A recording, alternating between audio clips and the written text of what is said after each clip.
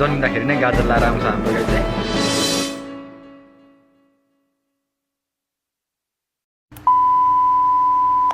So hello guys, धेरै समयपछि फेरि म मिनी ब्लगमा उपस्थित भइसकेको छु। तपाईँहरूलाई एकदम स्वागत छ मेरो मिनी ब्लग। लामो समयपछि चाहिँ आज हामी फेरि आफ्नै गाउँ आइपुगेको छौँ। तराईमा चाहिँ एकदम गर्मी परेको छ, त्यसैले हामी चाहिँ गर्मी छल्नको लागि चाहिँ एक दुई दिन चाहिँ पहाडतिर गाउँतिर आएको छौँ।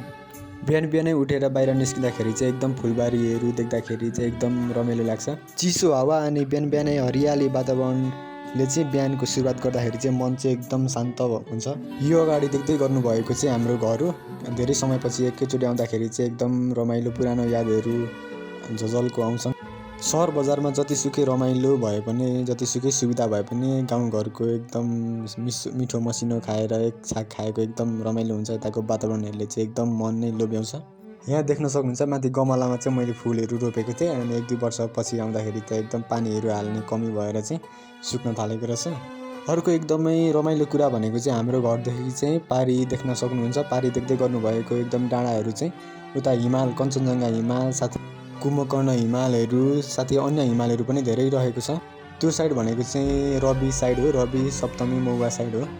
यसरी घरमै बसेर चाहिँ सर्वोच्च शिखरहरूको चाहिँ घरमै बसेर अवलोकन गर्न पाउनु भनेको चाहिँ एकदम सौभाग्यको कुरा हो। यहाँबाट देख्दै गर्नुभएको चाहिँ हाम्रो टावरहरू छ, यता हाम्रो ठुलो जङ्गलहरू छ। हाम्रो ठाउँ भनेको चाहिँ बेसी पनि होइन र लेक साइड पनि एकदम लेक चाहिँ पर्ने ठाउँ होइन, त्यही भएर यता चाहिँ एकदम मिडको साइड हो हाम्रो चाहिँ। त्यही भएर फलफुलहरूदेखि लिएर सबै कुराहरू चाहिँ हुन्छ। यदि तपाईँहरूलाई पनि चाहिए सम्पर्क गर्नुहोला।